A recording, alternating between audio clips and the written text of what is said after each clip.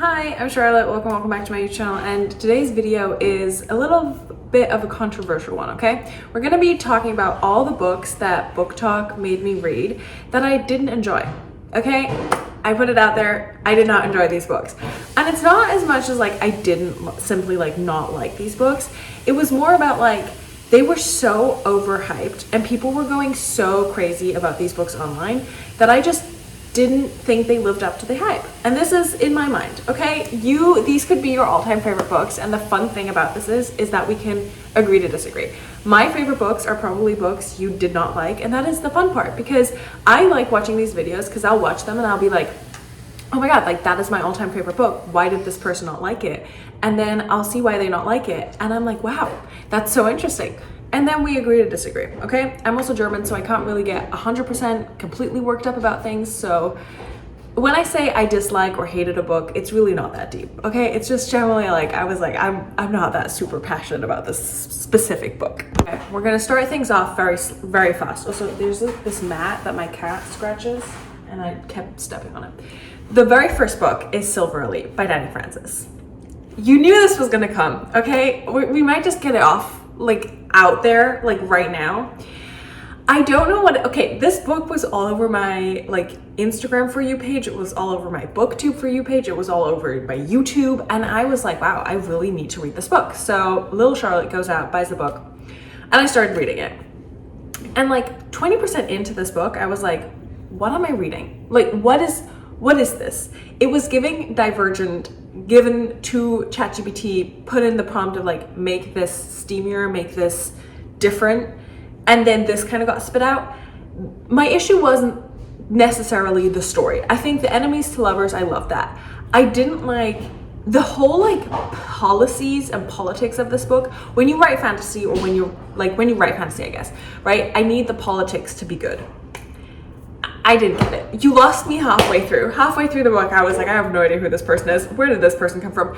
I guess it was like a fun book to read, but like, was it worth the hype that it was getting? Absolutely not, in my opinion. Absolutely not. Did I still read and like somewhat enjoy the book? 100%. Is this like a book that I would reread? Nah, we're good. We're one and done. We're fine. Next, we have Say You'll Remember Me by Abby Jimenez. Now, don't get me wrong. I am a big Abby Jimenez fan. I love Truly Yours is literally one of the books this whole setup is built on. Just for the Summer. All of these are like my all-time favorite books. Like they're up there, right? They're like on the list. I have them all physical, which means like if I have a physical copy of a book, like it means I really, really love it. I also have physical copies of books I don't like, don't get me wrong, but like, you know, and I love her books. So I was so excited to read this.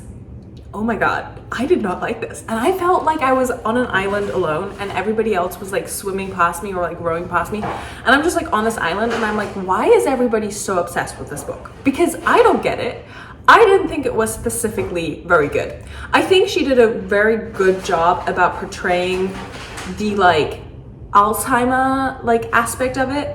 Did I love the rest of the story? Did I love the romance? Absolutely not. I thought the romance low-key sucked. And I thought the romance was like less of like the important part. Also, if you hear crinkling, my boyfriend decided now would be the best time to make himself an omelet. So like he's just freaking tearing shit up in there. So doing it the loudest way possible. Anyways, the first book was a fantasy book. I also just realized that I never told you what Silver Elite was about. Never mind. But this book basically follows a veterinarian and this girl, and they meet, and she's about to move away to take care of her mom in California, and then they figure out that they're meant to be and they want to make it work.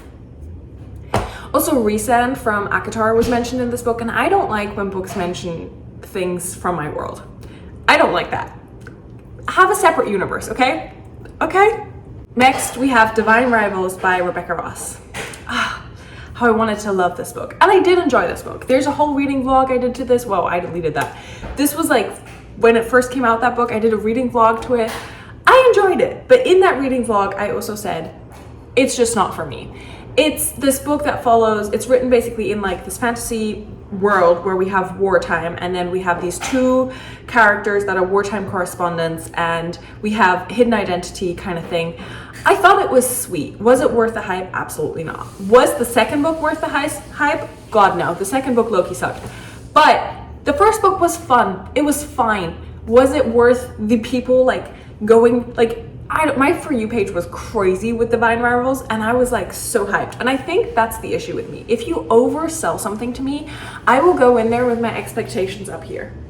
And then if you don't meet my expectations, I'll feel slighted. I'll feel like you did that on purpose. So my whole like expectations just weren't specifically met with divine rivals, which is fine, okay? That's okay. That's okay. If it is your all-time favorite book, good for you. I absolutely love that for you. It just wasn't for me. I also donated both my copies of this book and the second book. Next, we have one where I'm gonna say this and then I'm gonna hide. Powerless by Lauren Roberts. I read this on a plane and I was like, whoa, this is mid. I literally remember reading it and being like, this is fine. People were going crazy about it. It was just not for me. It was fine. Again, it's a fantasy book. It was giving all these fantasy tropes in one, and like here's the book. I love that she's a book influencer and then wrote a novel. I love that. The book specifically just wasn't for me. It's fantasy, intrigue, plot. Basically everybody has powers, and if you don't have a power, then you basically get killed in this world, which is very different than from like Throne of Glass, right? And this one girl obviously doesn't have a power, but she pretends that she does, and then she enters this like trial, and it's like a whole thing. I'm not going to read the rest of the series. I read this book and have decided it's just not for me, and that is fine. That is fine. But I just think it was overhyped. Everybody and their mother was reading this book, and I was like, whoa, that is wild. This must be insane. And then I was like, wait, this is Red Queen, I think. Next, we have one that physically pains me to say. Okay? Physically pains me to say, The Inheritance Game. Don't get me wrong. She's one of my all-time favorite authors. Jennifer Lynn Barnes, one of my all-time favorite authors. The Natural series is one of my all-time favorite series out there, if not my favorite series. I love that series. Like, no one can say anything bad about that series. I will attack them. No, I'm joking. I'll like debate with them. I'll like full on be like, okay, let's debate this out. The Inheritance Game, I think because I had such high expectations from my For You pages and from just loving the Natural series, The Inheritance Game was fun. I enjoyed it. I'm definitely gonna continue the series, but I was like, it fell kind of flat for me, and I think the main reason of that was because motherfucker in the back is just putting shit in the oven. And I think the main reason for that was that it just didn't hit the same spot as The Naturals. The Naturals is so good because it's like teenagers entering this like FBI world, and like psychology plays a huge part of that. And I think where she really excelled with The Naturals is that that's where her degree is in, I believe. And this one was great. I really liked the like found family aspect of it, but it just didn't hit as hard as The Naturals. And I think it's because I had higher expectations. This is, I think, on me. Like, I think I expectationed myself. That's not a word, but we're gonna pretend that it is.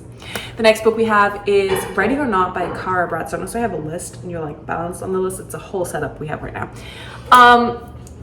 Everybody was talking about this book. Everybody was loving this book. And I was just, again, on my solo island while you all are like canoeing past me. And I'm just like, sup, I don't get it. I hated this book. Full on did not like this book. It was like, I was holding on for dear life to not DNF this book. And I didn't DNF it because it's one of my friend's favorite books. And I was like, I'm doing this for you. And I did not like it. I hated the main character. I hated everything about it. And I don't mind the pregnancy trope, okay? I just generally don't mind. This book, I was like, get me out of here. I do not want to be here. This girl basically gets pregnant from a one-night stand, and then she falls in love with her best friend's brother, but then also the one-night stand's kind of there, and he's like a nice guy. No, just wasn't for me. Okay. We have another one that I'm gonna throw out there and then hide, and that is Magnolia Parks. Yeah, I try. Some of my friends love this book, okay? I have two friends that I met at a bookish function, and it's, I think, like their all-time favorite series. Both of them really, really love this book.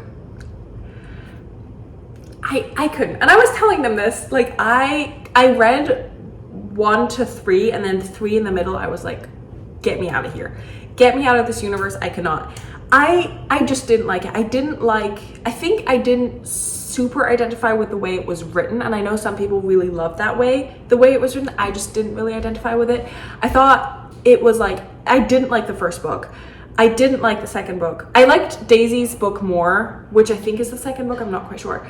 I liked that book more. That was one where I was like, okay, I can kind of get behind this. The third book, I was like, you lost me.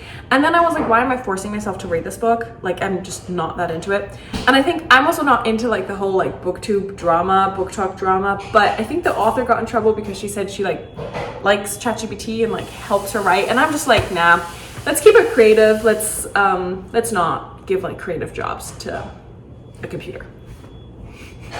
So I'm like really not in the drama, but like that's one thing where I was like, yeah, we're good.